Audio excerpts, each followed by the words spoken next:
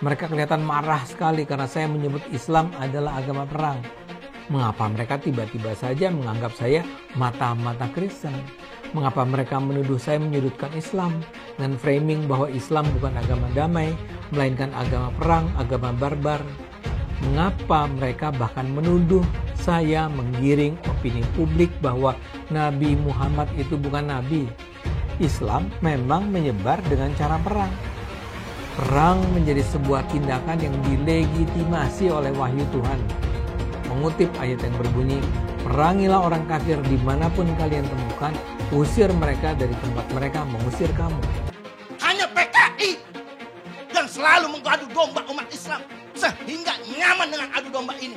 Kalau dia kiai, kajian ilmiah, selesai kajian ilmiah. Bahkan Robitoh Alawiyah sudah membuat kajian yang mengundang itu Imaduddin bin Sarman itu dengan kajian 674 halaman. Kemana itu Imaduddin? Kalau mereka mau niatkan selesaikan. Kalau Ustadz Novel Bamukmin bersedia, kapan pertemukan Kiai Imad dengan satu di antara tiga? Habib Rizik, Habib Lutfi bin Yahya, atau Taufik As-Saigaf? Supaya selesai, kita juga tidak mau ribut-ribut seperti ini. Baik. Karena gitu. Jadi mohon nanti antum jawab saja satu di antara tiga tadi. Ya. Kapan antum bersedia menghadirkan? Saya tanggung jawab hadirkan Kiai Imad.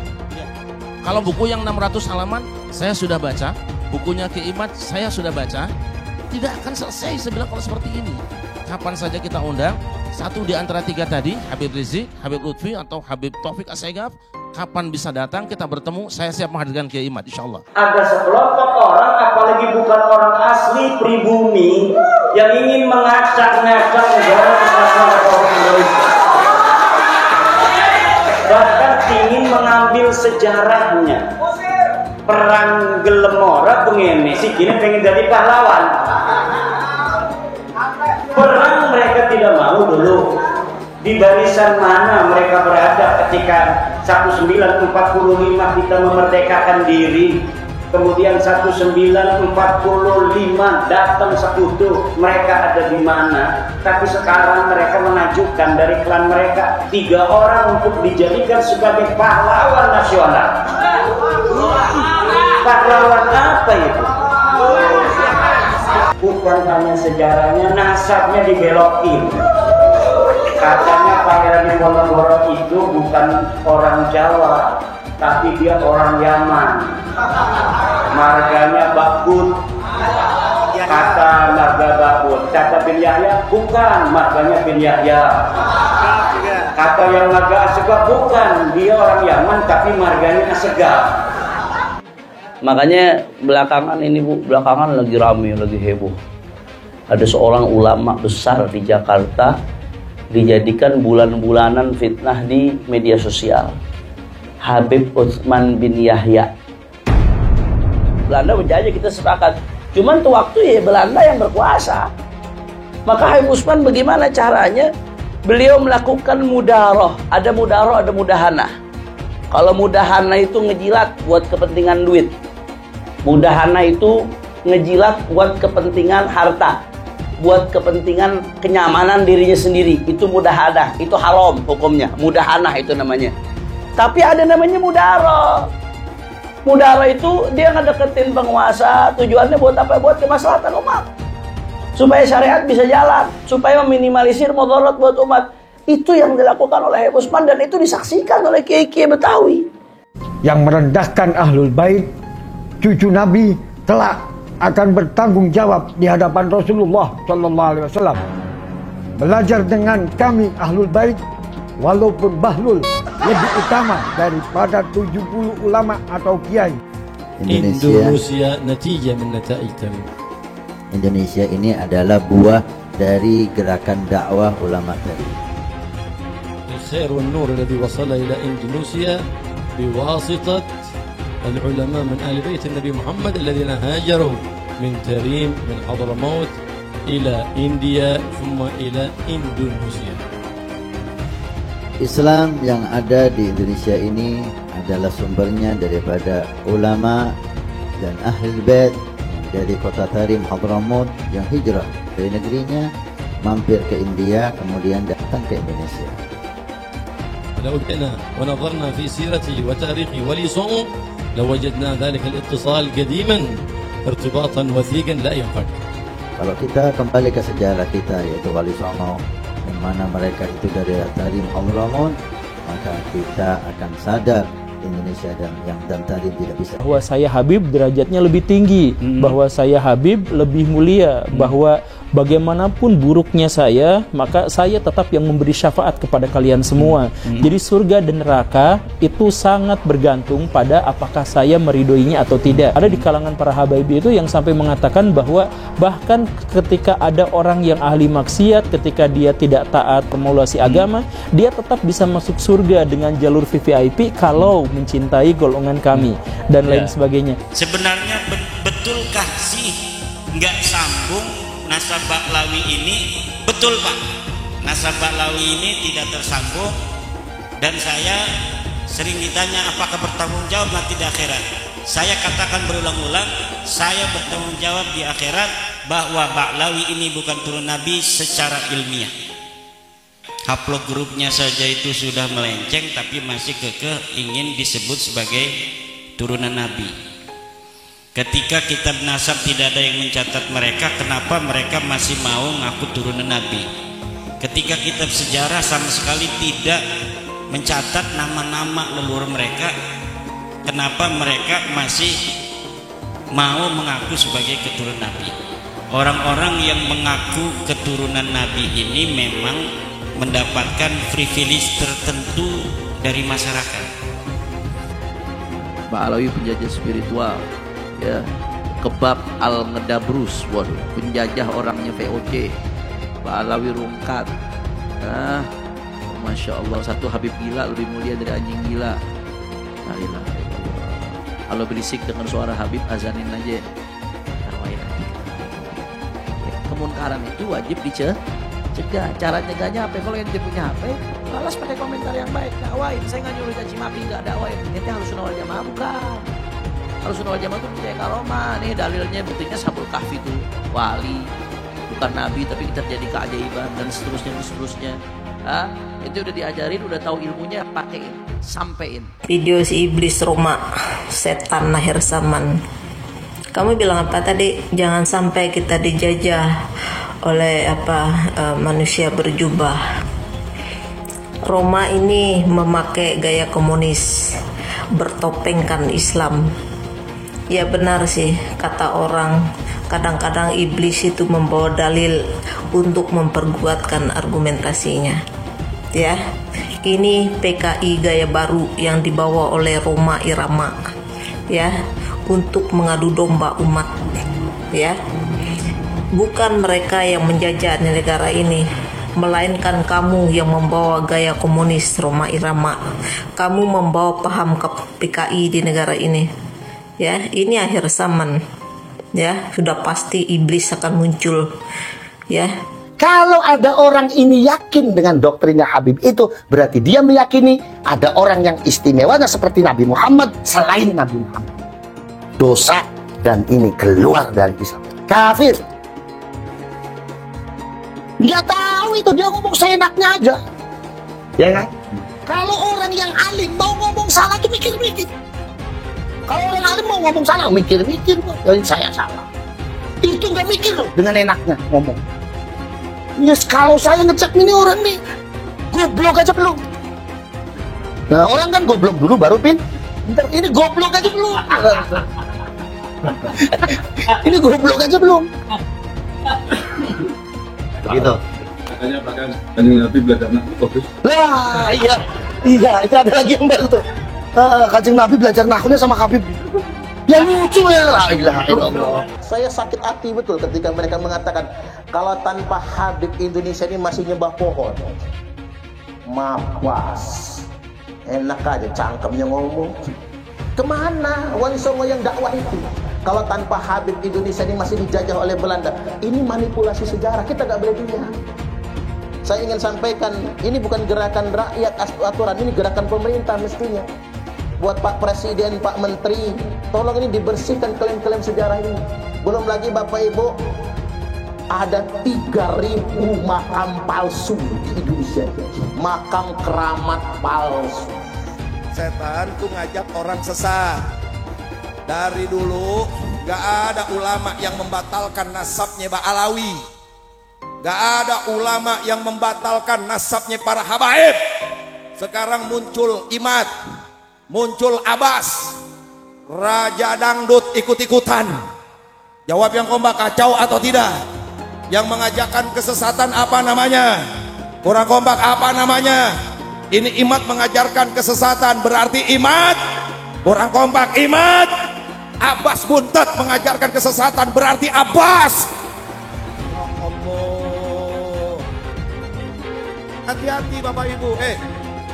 Yang suka ngajak sesat apa namanya? Apa namanya? Nah ini Imad berarti, Abbas Buntet berarti, Roma Irama berarti setan. Takdir Allah dibicarakan, apakah begini dan begitu. Sifat Al-Quran itu apakah makhluk Allah atau bukan. Kenapa yang dibahas itu adalah hal yang semacam itu? Detik ini ketika saya sedang ngomong di sini, ada orang-orang Cina yang sedang bikin komputer super, komputer kuantum. Dan kalau misalkan itu sudah mewujud, maka mereka bisa menguasai dunia. Di Jepang dan di Korea sekarang sedang bikin nanoteknologi. Amerika Serikat sedang mengembangkan AI. Coba saya tanyakan, perintah Allah adalah untuk membahas hal-hal seperti itu, mengkaji hal-hal seperti itu, mengkaji ayat-ayat kauniyah, membahas tentang ciptaan-ciptaan Allah. Tapi kita tidak melakukan seperti itu. Yang kita lakukan adalah membahas tentang Allah, tentang takdir, tentang perbuatan Allah. Lalu kita klaim sama-sama, kamu masuk neraka. Itu kan gitu kan kita tuh sekarang tuh kan. Itu perbuatan-perbuatan Allah, tapi malah kita yang mengklaimnya. Kamu masuk neraka, kamu masuk surga, kamu selamat, kamu tidak selamat, dia syahid. Tahu dari mana itu? Itu kan perbuatan-perbuatan Allah, tapi itulah yang jadi bahan perdebatan kita. Perdebatan kita di ruangan ini sekarang. Taubat kalian semua. Itu leluhur kami Al-Faqih Muqaddam. Mi'raj satu malam 70 kali.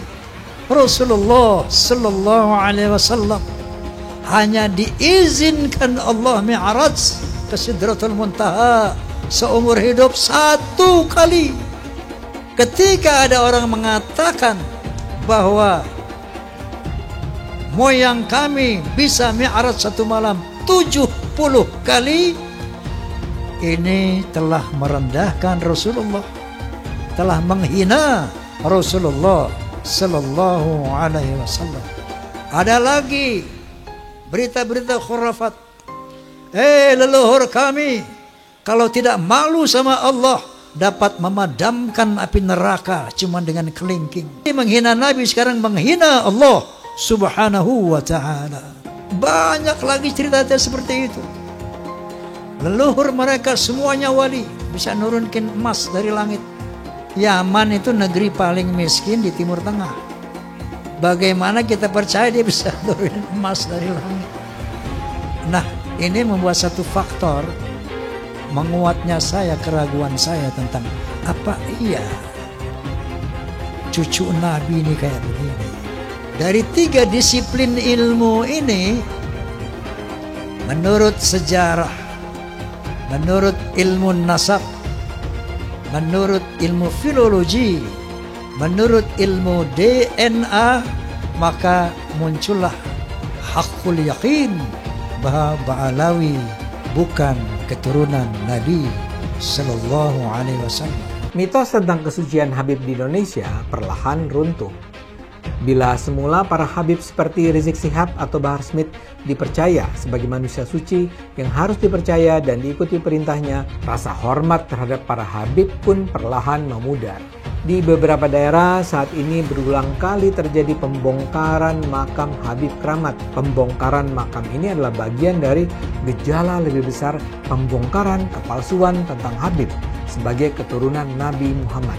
Para Habib di Indonesia tidak bisa dianggap sebagai keturunan Nabi Muhammad. Para Habib seperti Habib Rizik Syihab atau Habib Bahar Smith justru melanggar ajaran Islam. Sudah saatnya masyarakat Indonesia tidak lagi percaya pada mitos-mitos tentang Habib sebagai keturunan Nabi yang suci. Habib Bahar berkata, 1 Habib lebih utama daripada 70 kiai. Yang ngomong bukan Bahar bin Smith. Itu saya lagi buka kitab, bukan lagi ceramah.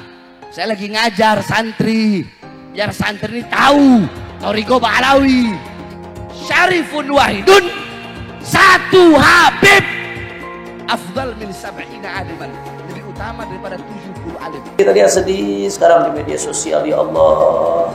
Kalau ada ulama, ada habib, ada kiai bicara tentang karamah wali, dipotong, diolok-olok, diejek-ejek, dibilang halu, dibilang khurafat. Andai kata ada bicara karamah wali-wali Allah mendapatkan sesuatu yang ajaib, yang dahsyat, yang di luar nalar, itu memang bisa terjadi.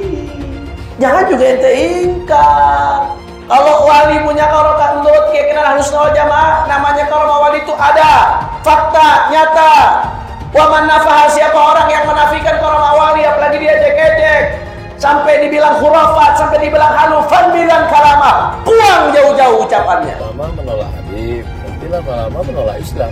Tidak percaya pada Habib berarti tidak percaya Habib itu cucu Nabi lah, begitu. Maka itu sama saja dengan tidak percaya kepada Islam. Lama-lama akan tidak percaya pada Islam. Apakah Allah dalam Al-Quran pernah mengatakan bahwa Habib ini cucu Nabi? Sehingga kalau tidak percaya kepada Habib itu cucu Nabi, itu kita sama dengan tidak percaya kepada Allah. Tidak ada. Ketika membela nasab para habaib ini, minimal ada narasi-narasi ilmiah yang diungkapkan. Termasuk juga Ustadz Ar-Raji Hasim, Ustadz Ar-Raji Hasim, Ustadz Abdul Somad, Ustadz Yahya, ya Buya. Itu Buya itu kan marketing aja itu kan. Ada orang yang menempelkan gelar Buya itu sebagai marketing branding untuk kemudian meminta sumbangan di YouTube atas nama pesantren, atas nama santri dan lain sebagainya. Jamaahnya saja bukan jamaah NU, itu sama dengan para mukibin ustadz-ustadz pendukung Habib itu yang sekarang membela nasab Habib, itu sebenarnya tidak ada kaitan dengan NU. NU menolak khilafah. Ustadz Abdul Somad ini pendukung khilafah. Satu kaki Habib itu lebih tinggi, lebih mulia dari 70 kepala kiai, kan gitu. Itu kan penghinaan betul. Kalau orang tidak terhina dengan ini, saya kira tidak, rasa kebangsaannya rendah. Karena itu dinyatakan, harusnya ditegur lah. Habib itu meskipun mabuk, berzina, itu jangan dimarahi. Karena kalau Habib itu pasti masuk surga. Nah, yang begitu itu membodohi bangsa Indonesia. Habib gila pun, kalau turun Nabi gila sekalipun tidak apa-apa, itu masuk surga, kan gitu. Kalau kayak Indonesia tuh apa? Kamu kan kalau tidak ada Habib, kamu nyembah batu kan? Masa iya begitu? Saya ini tidak tahu ya sejak kapan munculnya Habib ini sebagai kelas sosial yang tinggi gitu ya. Ba'alawi kalau bagi saya bukan gitu ya, bukan turunan Nabi, karena dari filologi jelas ya, kemudian dari historik jelas, kemudian juga DNA yang terakhir itu. Belajar sama satu Habib, sama ukurannya belajar dengan 70 kiai, sama ukurannya belajar dengan 70 kiai, gitu loh Nabi. Satu Habib, walaupun Habibnya jahlun, maksudnya bodoh kata Iwa, walaupun Habibnya jahlun, maksudnya bodoh kata Iwa, itu ukurannya perbandingannya amat 70 kiai yang alim. Itu ukurannya perbandingannya amat 70 kiai yang alim. Perbandingannya. Sayyidul Imam Faqihil Muqaddam di dalam manaqib sejarah hidup beliau diceritakan bahwa Al-Imam Faqihil Muqaddam adalah orang-orang yang besar. Beliau adalah orang-orang yang hebat. Bahkan diceritakan beliau pernah mi'raj, saudara-saudara, bertemu dengan Allah dalam satu hari 70 kali, saudara-saudara. Bertemu dengan Allah dalam satu hari 70 kali, saudara-saudara. Kalau aku tidak malu kepada Allah Ta'ala, maka neraka Jahannam itu akan aku matikan. Kalau aku tidak malu kepada Allah Ta'ala, maka neraka jahanam itu akan aku matikan. Al-Hamid ngeluarin rantai emas dari langit. Wah. Keramatnya Al-Hamid tuh, ngeluarin rantai emas dari langit sampai ke bumi. Lagi ngobrol sama kakaknya Al-Muhdhar nih, Syekh Umar Muhdhar. Ayo wahai Syekh Umar Muhdhar, dilihat keramatannya, nurunin rantai emas dari langit sampai ke depan dia. Ini Habib Syekh Umar Muhdhar ketawa doang. Dia bilang sama adiknya, Al-Hamid, coba lihat tuh paling atas siapa? Gak tahu ada Syekh Umar Muhdhar megangin rantai dari atas. Beliau angkat tangan kepada Allah Subhanahu wa taala sambil mengatakan, ya sama subbil laban walad Abdullah dakhal adan. Wahai yang menciptakan langit, yaitu Allah, turunkan hujan susu.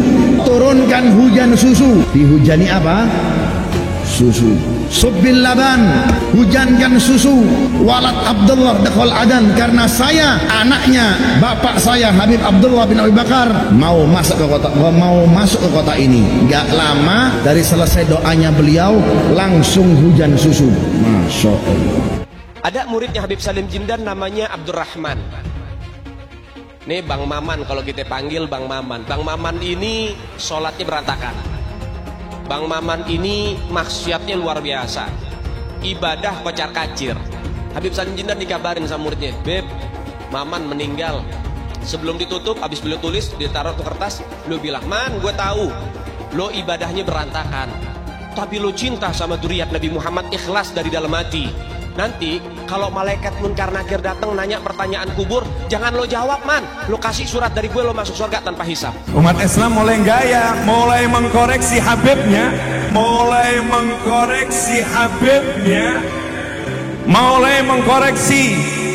mengkoreksi ulama-ulama dari anak cucu Nabi Muhammad SAW.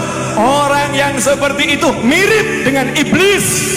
Orang yang seperti itu mirip dengan iblis. Sudah dijelaskan, orang yang mati bawa benci sama keluarga Nabi, bukan hanya umat Nabi dia keluar, saudara. Bukan hanya keluar dari umat Nabi, sampai dia keluar dari agama, keluar dari Islam, saudara sekalian. Artinya apa? Tidak ada kesempatan mendapatkan pertolongan dari baginda Nabi Muhammad. Man ahabbahum ahabbahallah. Siapa yang cinta dengan keluargaku para habaib, dzurriyyat Nabi Muhammad, ahlul bait Nabi, maka dia akan dicintai oleh Allah. Wa man abghadahum abghadahallah. Siapa yang benci kepada keluargaku, maka dia juga akan dibenci oleh Allah Subhanahu wa taala. Rasa kebanggaan saya terhadap Indonesia itu ternodai oleh sikap-sikap beberapa habaib dan para pejuang Indonesia itu diremehkan. Misalnya cerita bahwa proklamasi kemerdekaan Mei 17 Agustus itu karena bisikan Habib tertentu kepada Bung Karno, itu kan tidak pernah ada dalam cerita itu. Tidak ada Habib, cerita Habib ini tidak pernah ada di dalam sejarah, kecuali dulu menjadi Usman Yahya itu menjadi muftinya Belanda, yang mengharamkan kita melawan Belanda. Justru itu Habib yang jelas itu tertulis dalam sejarah. Kalau Habib berbisik ke Bung Karno kapan? Dan tidak pernah ada cerita itu. Nah kalau sekarang lalu Habib, lalu para pejuang dihabibkan semua kan, Diponegoro, siapa lagi? Imam Bonjol. Wah itu kebanggaan orang Jawa loh, Diponegoro itu. Lalu dihabibkan. Habib dari mana? Limited edition ini. Muka-muka impor. Kalau lo kan muka lokal. Hidung pesek, pipi tembem. Mata belok. Persis kayak celengan Semar. Sekarang ada disebut hal rame, dibicarain di TikTok. Saya punya kakek yang baru jelek-jelekin, Habib Utsman bin Yahya. Dia bilang antek Belanda. Zaman dulu itu Belanda luar biasa loh. Habib Utsman punya langkah. Beliau memang dalam kitabnya Manhajul Istiqamah ada membahas untuk tidak ada pemberontakan, tapi bacanya yang jelas, jangan cuma pas garis itu aja. Itu di situ disebutkan. Bahkan bukan cuma Habib Utsman, dulu almarhum Kiai Haji Hashim Asy'ari juga begitu. Bahkan bukan cuma Habib Utsman, dulu almarhum Kiai Haji Hashim Asy'ari juga begitu. Dulu almarhum Kiai Haji Hashim Asy'ari juga begitu. Ada namanya Kapiten Patimura. Kapiten Patimura ini adalah sosok kiai besar dari Maluku. Nama aslinya adalah Kiai Haji Ahmad Lusi. Memiliki pondok pesantren besar di Maluku, Indonesia bagian timur. Al-Habib Ali bin Abdurrahman Al-Habsyi Kuitang, beliau yang memfatwakan ketika tanggal 17 Agustus Soekarno membacakan teks proklamasi, mendeklarasi daripada kemerdekaan Indonesia. Beliau di hari Jumat itu, ba'da Jumat beliau fatwakan. Sekarang saya fatwakan, setiap tanggal 17 Agustus wajib pasang bendera merah putih di rumah-rumah kalian. Siapa yang nyuruh? Itu fatwa Habib Ali bin Abdurrahman Al-Habsyi Kuitang. Bendera merah putih, siapa yang memberikan instruksi kepada Bung Karno untuk membuat bendera merah putih sebagai bendera Indonesia? Itu adalah fatwa Al-Habib Idrus bin Salim Al-Jufri Palu Al-Khairat. Lambang negara Garuda, siapa yang buat? Al-Habib Asy-Syarif Hamid Al-Gadri dari Pontianak, keluarga baginda Nabi Muhammad. Lagu 17 Agustus, Pramuka, lagu syukur, siapa yang buat? Al-Habib Husain Al-Mutahhar dari Semarang, dzurriyyah baginda Nabi Muhammad. Jadi Anda jangan berpikir, ini habaib di Indonesia jasanya apa? Banyak, itu yang baru kecatat. Itu yang baru ketahuan. Masih banyak lagi daripada keluarga Nabi Muhammad yang tidak mau masuk buku karena perjuangannya ikhlas karena Allah dan Rasul. Siapa Imam Bonjol? Semua pasti bilang pahlawan. Betul apa enggak? Imam Bonjol pahlawan Indonesia bukan? Pahlawan nasional bukan? Sekarang siapa namanya Imam Bonjol? Al-Habib Muhammad Syahabuddin, beliau habaib dari kalangan bin Syahab. Imam Bonjol itu bin Syahab, masih daripada kakeknya Habib Rizik, saudara sekalian. Itu keluarga daripada Nabi Muhammad, keturunan Sayyiduna Muhammad. Habib Rizik, Habib Rizik guru de Nur. Habib Rizik, Habib Rizik idola de Indonesia terbesar di dunia. Bangsa ini akan aman, bangsa ini akan sejahtera, bangsa ini akan makmur selama anak cucu Nabi Muhammad SAW tidak diganggu, tidak diusik, dimuliakan, dicintai, disayangi. Karena apa? Ada doa dari kakeknya, pemimpin kita semua, baginda Muhammad Sallallahu Alaihi Wasallam.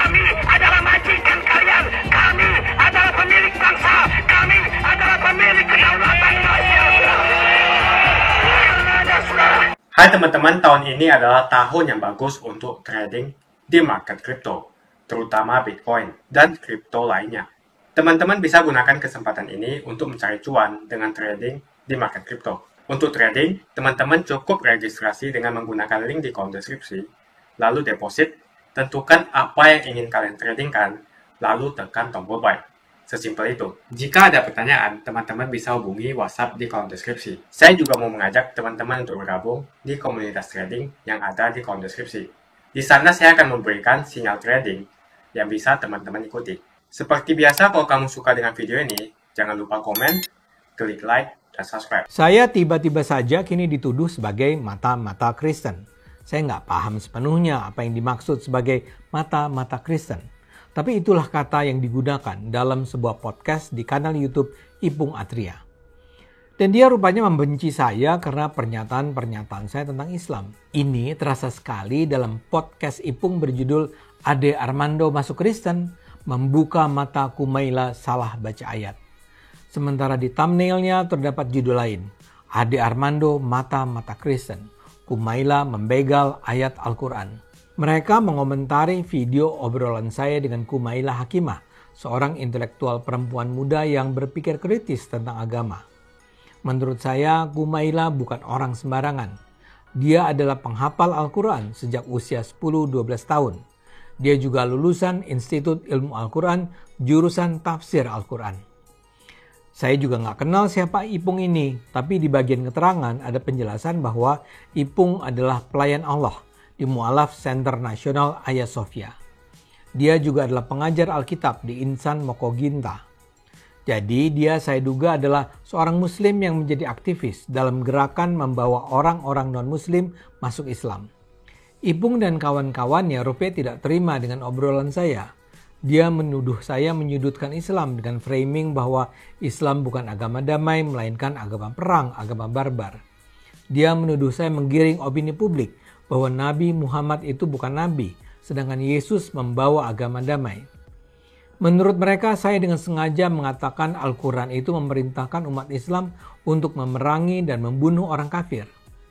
Ipung dan kawannya juga menuduh Kumaila memotong-motong ayat seenaknya. Mereka menekankan dalam Islam dikatakan bahwa umat Islam jangan memerangi kalangan yang tidak menyerang mereka. Dengan demikian dalam Islam, perang dilakukan untuk membela diri. Ini menjadi penting karena selama ini banyak umat Islam yang berusaha membantah anggapan bahwa Islam adalah agama perang. Menurut mereka, Islam menyebar di dunia melalui jalan damai, bukan jalan perang. Saya meminta Kumaila menjelaskan pandangannya. Faktanya, Islam agama perang. Dalam wawancara saya dengannya, saya meminta Kumaila untuk menjelaskan anggapan bahwa Islam adalah sebuah agama perang. Anggapan ini bukanlah tuduhan mengada-ada. Ada sebuah meme baru-baru ini yang menunjukkan Nabi Muhammad memimpin sekitar 27 kali perang, walau yang berskala besar ada sekitar 7-8 pertempuran. Terus terang, saya sebetulnya senang bahwa obrolan saya dengan Kumaila itu ditanggapi. Hanya saja masalahnya Ipung dan kawannya ini terlalu emosional. Mereka kelihatan marah sekali karena saya menyebut Islam adalah agama perang. Akibatnya mereka tidak bisa cukup sabar untuk menata argumennya dengan bertanggung jawab. Misalnya saja, mengapa mereka tiba-tiba saja menganggap saya mata-mata Kristen? Mengapa mereka menuduh saya menyudutkan Islam dengan framing bahwa Islam bukan agama damai, melainkan agama perang, agama barbar? Mengapa mereka bahkan menuduh saya menggiring opini publik bahwa Nabi Muhammad itu bukan Nabi? Dan mengapa mereka juga menuduh Kumaila memotong-motong ayat seenaknya? Itu semua adalah tuduhan sembarangan karena menurut saya mereka sudah terlalu emosional sehingga tak bisa berpikir sehat. Ipung menyarankan agar saya baca kembali sejarah Islam agar nggak ngawur. Mereka juga menuduh bahwa saya dan Kumaila mengatakan Al-Quran tidak bisa lagi dikatakan sebagai kitab suci pedoman sepanjang masa. Disebut begitu karena sejumlah ajaran yang termuat dalam Al-Quran sudah expired, termasuk ayat yang mengajarkan umat Islam untuk berperang dan membunuh tersebut. Dalam Al-Quran memang ada ayat-ayat yang menyerukan perang terhadap kaum kafir. Bahkan dikatakan dalam Al-Quran, dimanapun umat Islam menemui kaum kafir, bunuhlah mereka. Saya harus ingatkan bahwa ketika Islam mengembangkan kekuasaan mereka ke berbagai wilayah di luar Arab, ke Afrika, ke Eropa misalnya, mereka memang membawa pasukan militer yang bertempur di berbagai wilayah bukan hanya karena mereka diserang, tapi untuk menaklukkan daerah-daerah tersebut agar mau menerima Islam. Tapi yang terpenting untuk saat ini, kita sebaiknya bersepakat bahwa Islam memang tidak mengharamkan perang. Ipung dan kawannya sendiri mengakui bahwa Nabi Muhammad memang berperang dan menjadi panglima perang. Tapi menurut mereka Nabi Muhammad berperang karena diperangi musuh-musuhnya. Jadi sebenarnya mereka mengakui bahwa berbeda dengan Nabi Isa yang tidak pernah menjadi panglima perang, Nabi Muhammad adalah panglima perang. Dengan pasukan Islam yang dipimpin Nabi Muhammad memang membunuhi pasukan lawan. Hanya saja menurut mereka Nabi melakukan perang itu karena harus membela diri dari serangan musuh Islam. Dalam kacamata moral di masa itu, perang diterima bukan sebagai hal yang jahat dan tidak beradab. Apalagi di saat itu Islam dengan prinsip monoteistiknya adalah budaya baru terutama di Arab. Karena itu wajar kalau terjadi resistensi dan konflik. Dalam hal itulah perang kadang menjadi tidak terhindarkan.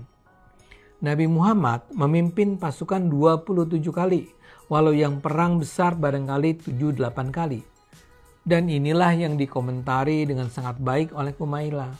Kumaila mengingatkan, konteks sejarah saat perang pasukan Islam terjadi memang tidak melihat perang sebagai sesuatu yang tidak beradab.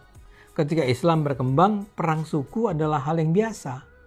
Memang Islam di sejumlah wilayah, termasuk Indonesia, menyebar melalui jalur diplomasi atau perdagangan atau budaya. Tapi di sejumlah wilayah lain, Islam memang menyebar dengan cara perang. Perang menjadi sebuah tindakan yang dilegitimasi oleh wahyu Tuhan. Itulah yang dijelaskan Kumaila. Kumaila tidak dengan semena-mena memotong ayat. Dia misalnya mengutip ayat yang berbunyi, "Perangilah orang kafir dimanapun kalian temukan, usir mereka dari tempat mereka mengusir kamu." Dan karena itulah Kumaila kemudian menyatakan bahwa ayat-ayat Al-Quran tidak bisa dianggap sebagai pedoman di sepanjang masa karena banyak isinya yang kadaluarsa konteksnya.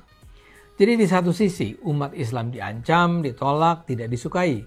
Sementara di sisi lain Nabi punya urgensi untuk memperbesar kekuatan, kekayaan, wilayah, dan pengaruh karena membawa misi dari Tuhan. Jadi wajar kalau akhirnya Nabi dan umat Islam memilih jalan perang. Ajaran dan perintah soal perang di dalam Al-Quran sudah tidak relevan. Karena itulah menurut Kumaila, kontekstualisasi ajaran Islam harus dilakukan. Jadi tidak seperti yang dituduhkan Ipung dan kawannya. Saya dan Kumaila tidak sedang berusaha menyudutkan dan menjelekkan Islam. Kita sudah tidak hidup bersuku-suku sebagaimana di masa lalu saat kalau kita tidak menyerang, kita diserang. Kalau umat Islam menerima begitu saja semua ayat tentang suasana permusuhan terhadap Islam di dalam Al-Quran, orang Islam akan punya ilusi bahwa Yahudi atau Kristen adalah musuh sepanjang masa. Ketika kami mengatakan bahwa Islam adalah agama perang, maka perang yang diperintahkan dan dilakukan harus dipahami sesuai konteksnya. Islam memang menganggap perang sebagai opsi atau bahkan kewajiban dalam kondisi tertentu. Namun sama sekali salah untuk mengambil jalan perang hanya karena 14 abad yang lalu di dalam Al-Quran tertera perintah agar umat Islam menjalankan perang. Habib-habib ini sering sekali menggelar aksi unjuk rasa yang dinamakan sebagai aksi bela rakyat. Rakyat yang mana yang kamu bela? Lagian tujuan dari demo itu untuk mendesak Presiden Jokowi untuk turun dari jabatannya. Yang jelas dalam video tersebut, Hanif Alatas menerangkan bahwa dia adalah majikan. Warga yang pribumi dikatakan sebagai budak oleh Habib dari Yaman. Cek dulu dong apakah kamu memang Habib asli. Para pengikut dan umatnya lebih parah lagi, mau saja dijadikan budak oleh Hanif Alatas. Pribumi harus bangkit, jangan mau lagi diinjak-injak oleh Arab Yaman yang ngaku-ngaku sebagai Habib. Saya mengajak para pribumi untuk bangkit, memiliki jiwa nasionalisme, rasa persatuan, dan kesatuan yang tinggi. Jangan mau lagi dikibuli oleh orang-orang seperti Bahar Smith dan Rizik Syihab yang ngaku-ngaku sebagai Habib. Kebangkitan pribumi ini merupakan langkah untuk mengajak rakyat Indonesia memiliki kesadaran agar mampu memperjuangkan Indonesia untuk tidak menjadi budak bangsa lain, terutama Arab Yaman. Orang-orang seperti Bahar dan Rizik Syihab, mereka ngaku-ngaku sebagai Habib. Bisa saja mereka Habib palsu, karena tidak ada pembuktian cek keturunan bahwa betul mereka adalah keturunan Nabi. Jangan terus mengibuli masyarakat dengan menjual nazab. Jual nazab untuk mengumpulkan pundi-pundi rupiah dan kaya raya dengan mengibuli masyarakat. Lihat si Bahar dan si Rizik. Dari miskin jadi kaya. Bahar Smith yang dulunya tidak punya mobil sekarang mempunyai banyak koleksi mobil-mobil mewah. Kalau mobilnya dijual semua, mungkin mencapai hingga puluhan miliar. Yang menjadi pertanyaan, apakah dia membayar pajak? Lalu dari mana penghasilan miliarannya itu? Dengan ceramah dan menjual ayat, si Bahar Smith bisa membeli mobil mewah yang harganya miliaran. Coba cek pajaknya. Apakah dia membayar pajak? Tidak pantas seorang mengaku cucu Nabi, tapi kelakuannya tidak ada kesopanan sama sekali. Ada juga murid dari Bahar Smith yang mengatakan satu Habib bodoh sama dengan 70 Kiai Alim. Mau sampai kapan bangsa Indonesia mampu dia menahan diri dan membiarkan bangsanya sendiri dihasut, diadu domba, diperdaya dan diperalat, bahkan diperbudak oleh manusia-manusia keturunan Yaman yang notabene pendatang dan belum jelas juga Habib asli atau bukan. Disuruh lakukan cek keturunan dia takut, gak berani. Berani tidak mereka yang ngaku Habib itu melakukan tes untuk membuktikan mereka betul keturunan Nabi? Kalau para Habib tidak berani melakukan tes, jangan disanjung-sanjung. Apalagi ajaran yang disampaikan penuh dengan ujaran kebencian, seperti Bahar Smith, Rizik Syihab, dan penceramah-penceramah lainnya. Tak usahlah panggil Habib-Habib, seakan-akan keturunan Arab kastanya lebih tinggi dari keturunan pribumi atau keturunan Cina. Seakan-akan Cina dan pribumi di bawah orang Arab. Namun Cina sudah menjadi nomor 1 di dunia. Dan saya percaya Indonesia akan menjadi negara maju dengan mayoritas pribumi. Seharusnya Arab Yaman harusnya belajar dari negeri Cina. Seperti kata kitab suci, belajarlah sampai negeri Cina. Begitu saja opini saya hari ini. Tuliskan opini kalian tentang Bahar Smith di kolom komentar. Jika kalian setuju dengan pendapat saya, ayo tekan like di video ini. Dan bagikan video ini ke teman dan family Anda, supaya mereka semua mengetahui tentang informasi ini. Tekan tombol subscribe dan bunyikan lonceng notifikasi supaya kamu tidak ketinggalan